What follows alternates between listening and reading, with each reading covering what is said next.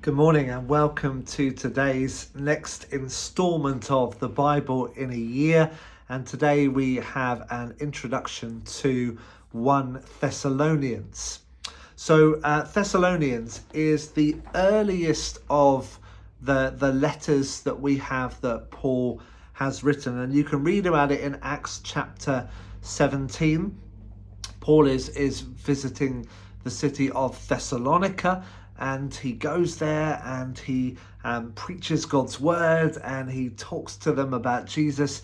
And in quite a short amount of time, really only a month or so, the church is really growing. People are really coming to faith in Jesus, and it's thriving.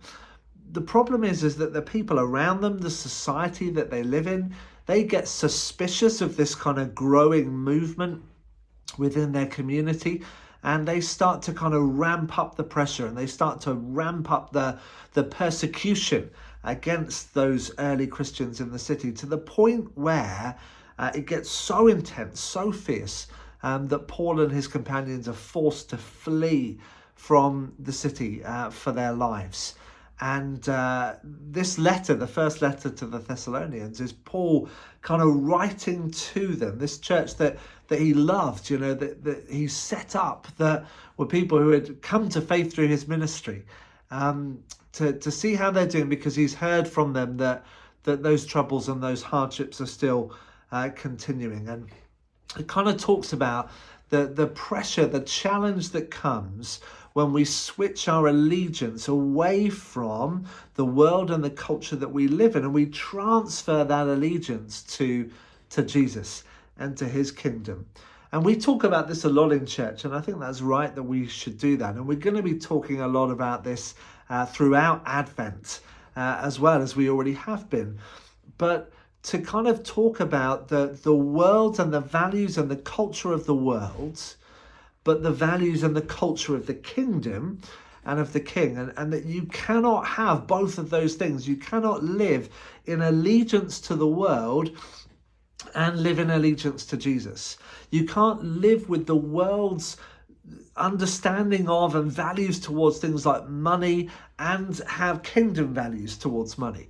You can't live with the world's understanding of relationships and sex and so on, and live with the same values of the kingdom when it comes to relationships and sex and what have you. Those two things are not compatible. And so when we follow Jesus, our allegiance is transferred, as it were, away from the values and the cultures of the world and transferred to Jesus.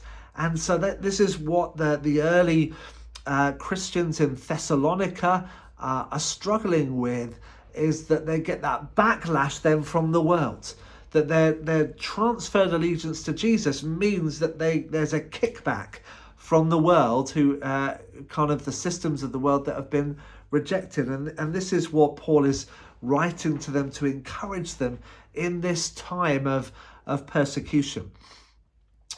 He talks about Christian leadership in chapter 2, verse 8, where he says, when he's talking about them, he said, "So deeply do we care for you, that we are determined to share with you not only the gospel, but also our very own selves, because you have become very dear to us." And you think, well, what's that got to do with Christian leadership?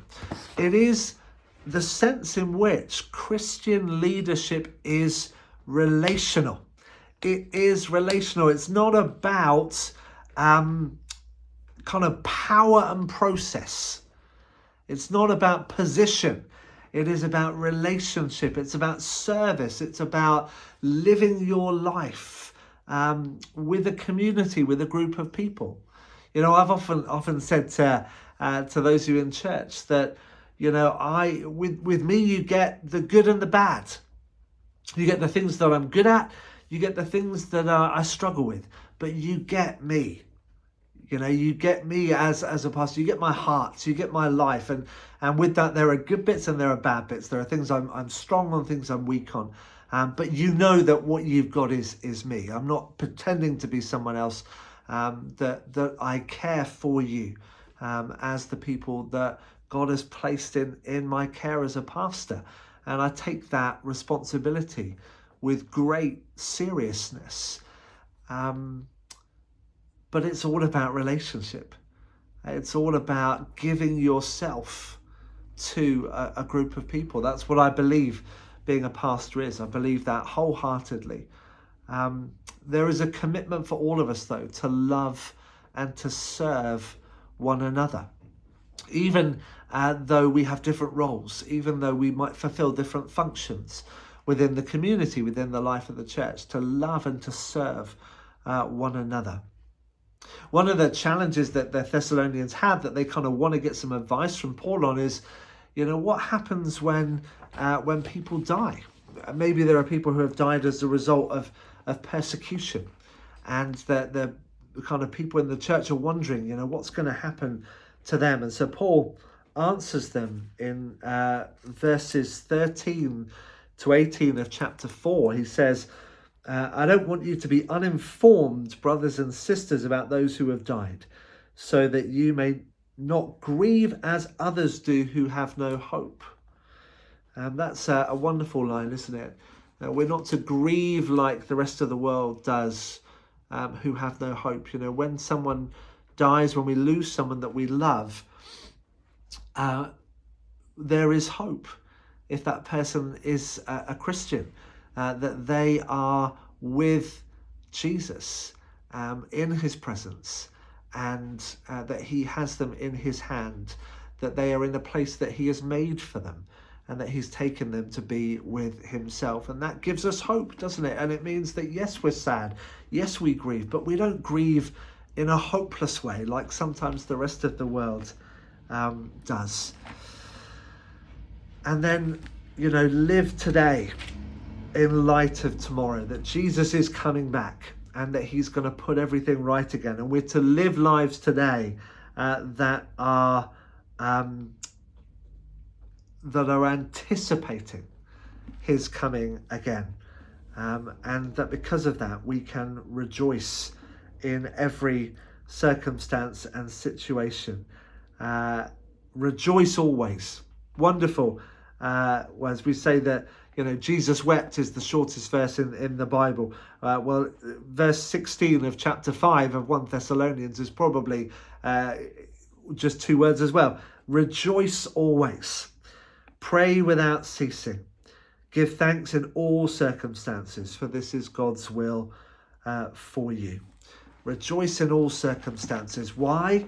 Even in the midst of suffering, even in the midst of loss, even in the midst of persecution, because Jesus is on the throne, and Jesus is with you and will comfort you and will protect you and will return to put right all the things that are wrong in the world and to restore his kingdom to be the reality of the world and the future that we live in. So as you read these short, just 5 chapters, I pray that God really blesses you and encourages you in the places where perhaps you might be finding life to be a challenge as well. God bless you.